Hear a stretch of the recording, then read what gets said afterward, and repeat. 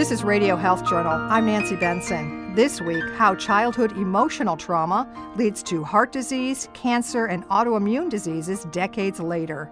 The genes that oversee our proper stress response do not function properly for life. How your biography becomes your biology when Radio Health Journal returns.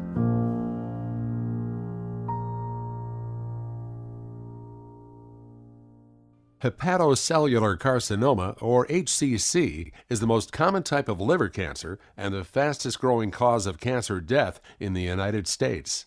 Despite this, a new survey conducted by Bristol Myers Squibb in collaboration with Blue Fairy, the Adrienne Wilson Liver Cancer Association, revealed that 90% of caregivers of liver cancer patients wish there was more public awareness of the seriousness of a liver cancer diagnosis, and 77% think it doesn't get as much attention as other cancers. Andrea Wilson is president and founder of Blue Fairy. Before my sister was diagnosed with HCC, I thought the only cause of liver cancer was alcoholism.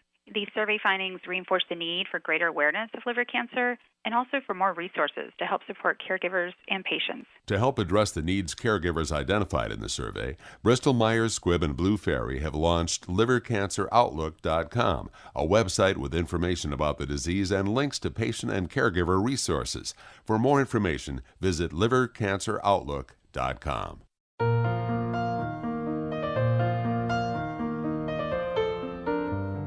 It's rare to go through childhood without any emotional trauma. Kids commonly have to face the death of a grandparent or a move to another town. But many children grow up with far more adversity. Researchers now realize that the emotional wreckage of childhood can have profound consequences. Award-winning science journalist Donna Jackson Nakazawa says that's prompted the development of what's called the Adverse Childhood Experiences, or ACE survey. They looked at whether or not an individual had grown up with a caregiver or a parent or someone in the household who was depressed or suffered from a mental illness, whether there was an adult in the household who suffered from alcoholism or an addiction, whether a parent was lost through divorce or separation or other reasons, whether a child often experienced being put down or insulted or humiliated in their home, or even simple emotional neglect, such as feeling that no one thought that they were important or special, or that the family didn't look out for each other, and physical neglect. For instance, no one took you to the doctor when you were sick. So they were really extending our understanding of trauma. Nakazawa is the author of Childhood Disrupted: How Your Biography Becomes Your Biology and How You Can Heal. She says once researchers started asking people those questions, they found that emotional trauma before age 18 is a lot more common than they thought. 64% of Americans had experienced at least one of these adverse childhood experiences, and 40% had experienced two or more. That's striking enough. It helps explain why there's so much depression, anxiety, and other mental illness linked to childhood trauma. But researchers found much more in a groundbreaking 1998 study. The amount of adverse childhood experiences people had suffered strongly correlated to their physical diseases as adults. The higher one's ACE score for adverse childhood experiences, the more categories of adverse childhood experiences that one had experienced, could largely predict how much medical care an individual would need as an adult. So the statistics are pretty staggering. One's chances of having cancer or heart disease rise dramatically with an ACE score of 4. And pretty shockingly, for each ACE score a woman had, her chance of being hospitalized with an autoimmune disease in adulthood rose by 20%. Similar links have been found to pretty much every chronic disease. From stomach problems to cancer, the risk of just about every disease was much higher the more abuse, neglect, or abandonment a person had suffered as a child. But nowhere is it worse than with autoimmune diseases, where the body's immune system attacks itself. We're talking about diseases like lupus, rheumatoid arthritis, multiple sclerosis, thyroiditis, and about 110 other autoimmune disorders, which strike women about 9 times more than men. So what's going on?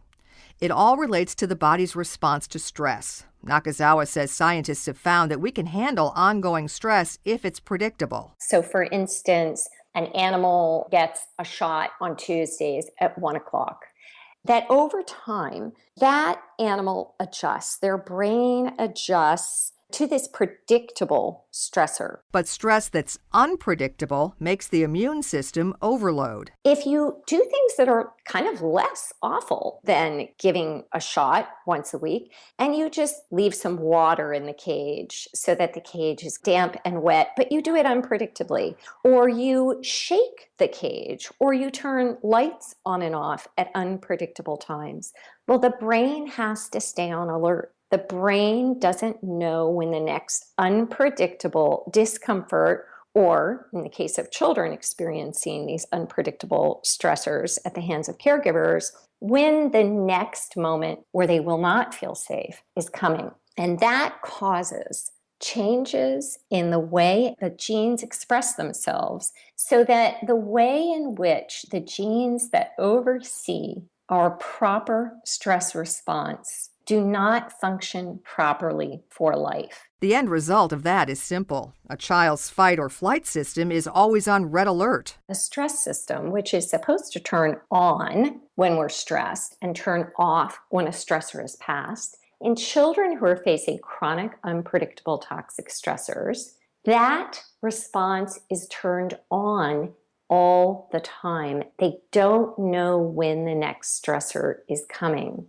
That's the kind of chronic, unpredictable stress that causes the brain to be on high alert all the time, which causes the immune system to pump out high levels of pro-inflammatory hormones and chemicals that begin to do damage to the body. The relationship to autoimmune disease is very acute. So if a child never knows when she's going to be humiliated again, or when her father will strike her mother again, or when she simply feels abandoned because a parent is absent, the body's stress chemicals will be constantly ramped up.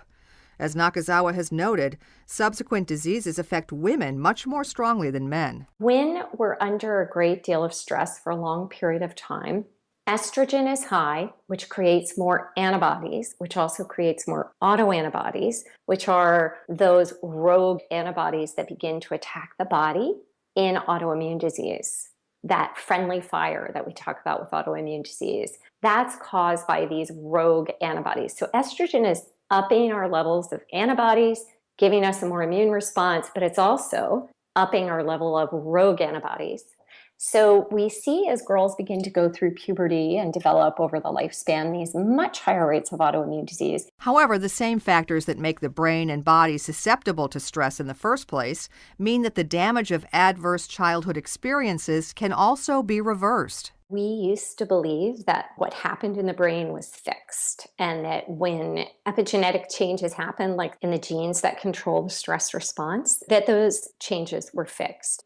But just as we see these changes occurring in the developing brain, these epigenetic changes can be reversed in adulthood. And it's pretty exciting research. We have new research showing that different brain-body approaches are showing shifts in the same genes that underwent these epigenetic shifts in childhood. When adults engage in practices like meditation, we can also see the beginning of research that indicates through therapy and a number of other approaches, those epigenetic changes are reversed. So we can actually engage in the neurobiology of awakening. We can actually begin to turn bad epigenetics into good epigenetics. So while it's not true that what doesn't kill you makes you stronger, it's never too late to get back to being the person you're supposed to be. You can find out more about the book Childhood Disrupted on the author's website, DonnaJacksonNakazawa.com, or through a link on our website, RadioHealthJournal.net. Our production directors are Sean Waldron and Nick Hofstra. I'm Nancy Benson.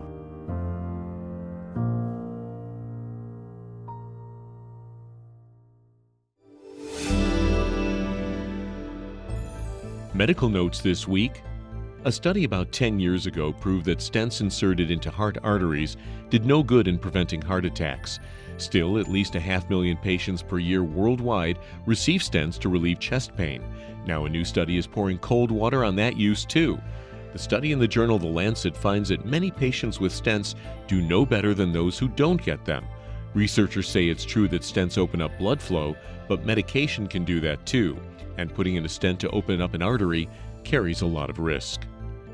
The incidence of asthma in the United States is going up, but the number of asthma deaths is dropping. A report presented to the American College of Chest Physicians shows that nearly 25 million Americans have asthma, including 9 million children. The good news is that the death rate for asthma has fallen about 50% since 1999. The biggest drop is reported in people over age 65, mostly as a result of better medications. A new study shows that while diet is the key factor in a big weight loss, exercise is the key in maintaining it. The study in the journal Obesity followed 14 contestants in The Biggest Loser TV show for 6 years and found that after a big weight loss, the metabolism permanently slows down, so people burn about 500 calories less per day than they'd expect. Participants who maintained their loss exercised vigorously for an average of 35 minutes every day, or engaged in moderate exercise each day for an average of nearly an hour and a half. And finally, a lot of people think that different interests or personality traits create unhappiness in a relationship. But a study in the Journal of Consumer Research finds that preferring different brands as your partner is much more important. Researchers say the partner with the lower power in a relationship is likely to be stuck with the other partner's preferred brands over and over. Before long, that creates a feeling of death by 1,000 cuts. And that's Medical Notes this week. Thank you for listening to Radio Health Journal, a production of MediaTrax Communications. If you enjoyed this week's show, please leave a review on iTunes or share it with a friend. You can find more Radio Health Journal stories about health, science, and technology on iTunes, Stitcher, and at radiohealthjournal.net.